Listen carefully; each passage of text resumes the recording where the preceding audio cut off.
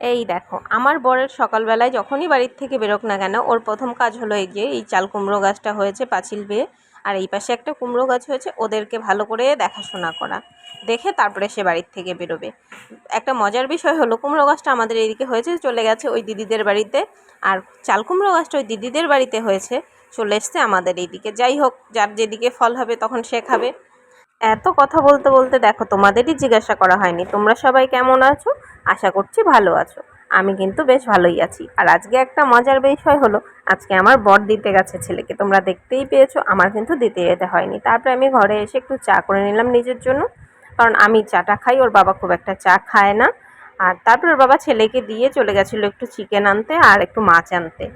সবজি টবজি আছে, কিন্তু মাছটাই আনা ছিল না। তাই আজকে চিকেন করবো আর মাছটাকে রেখে দেবো। আর কালকের কিছুটা চিংড়ি মাছ ছিল, সেটাই যে ঝিঙে আলু দিয়ে পাতলা করে একটা তরকারি করবো। এই তরকারিটা কিন্তু আমার বেশ ভালোই লাগে। আমার ওই মশলা টশলা তরকারির থেকে একটু হালকা পাতলা রান্নাই আমার বেশি ভালো লাগে। আর আমি চেষ্টা করি আমার বাড়ির সবাইকেও ওই ধরনের খাবারই খাওয়াতে। এটা করলে কি সকালবেলা ওর বাবা তাড়াতাড়ি খেয়ে যেতে পারবে। তারপরে আবার ছেলেকে আনতে যাওয়া আছে, ওর পরীক্ষা চলছে যেহেতু, আগেই বলেছিলাম। তারপরে তরকারিটা বসিয়ে দিয়ে এদিকে আমি মাছ আর মাংসগুলো ভালো করে ধুয়ে নিচ্ছি। মাংসটা যখন ধুতে গেলাম তখন দেখলাম বেশ অনেকটা মাংস। আর চিকেন খুব একটা ভালো লাগে না, খাই কিন্তু ওই খুব ভালো যে সেটা না, 2 পিস হলেই ব্যাস। এর জন্য কিছুটা চিকেন ভাবছি তুলে রাখবো। তারপরে ধোয়া হয়ে গেল, তার মধ্যে ভাতও হয়ে গেছে। আর একবারই ভাত করে নিয়েছি, এখন হবে দুপুরে হবে আবার রাতে হবে। আগের দিনই বলেছি, শহরে থাকি, হিসাব করে তো চলতেই হবে, যাতে গ্যাসটা বারবার না পড়ে, একবারেই ভাতটা হয়ে যায়, সেই কারণেই করে নিই। আর এখন যেহেতু গরমকাল, ঠান্ডা ভাতে অসুবিধা হয় না। শীতের সময় কিন্তু আমি 2-3 বার করে ভাত করি, সে যতই গ্যাস পোড়াক আর যাই পোড়াক।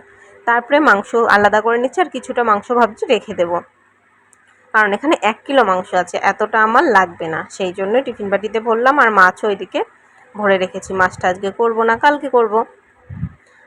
তারপরে দেখো, সব গুছিয়ে নিয়ে মুছে টুছে পরিষ্কার করে নিলাম। যতটা কাজে রাখা যায় ততটাই ভালো। বলতে বলতে আমার ওইদিকে তরকারিও হয়ে গেছে। তা ভাবলাম সময় যখন রয়েছে, আর মশলাটা আমার গোছানো হয়ে গেছে, আলু টালু পেঁয়াজ টেলাজ সব কাটা হয়ে গেছে, তাই ভাবলাম মাংসটা আজকে একটু অন্যরকমভাবে করি। অন্যদিন তো মশলা কষিয়ে তারপরে করি, আজকে ভাবছি যে মশলাটাকে মাখিয়ে রেখে দিই, তাহলে ম্যারিনেটও হবে অনেকক্ষণ, প্রায় ঘন্টাখানিক ম্যারিনেট হবে।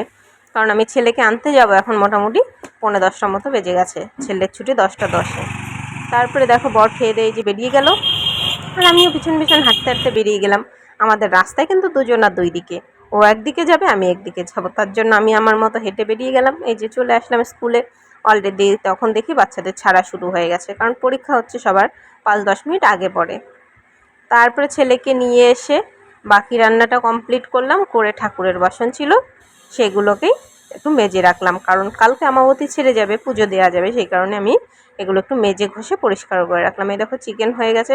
আর জানো তো, বেশ অনেক পরে মনে হলো কি যে শুধু তরকারি আর মাংস, তাই একটু টক ডাল বসিয়েছি অনেক লেট করে।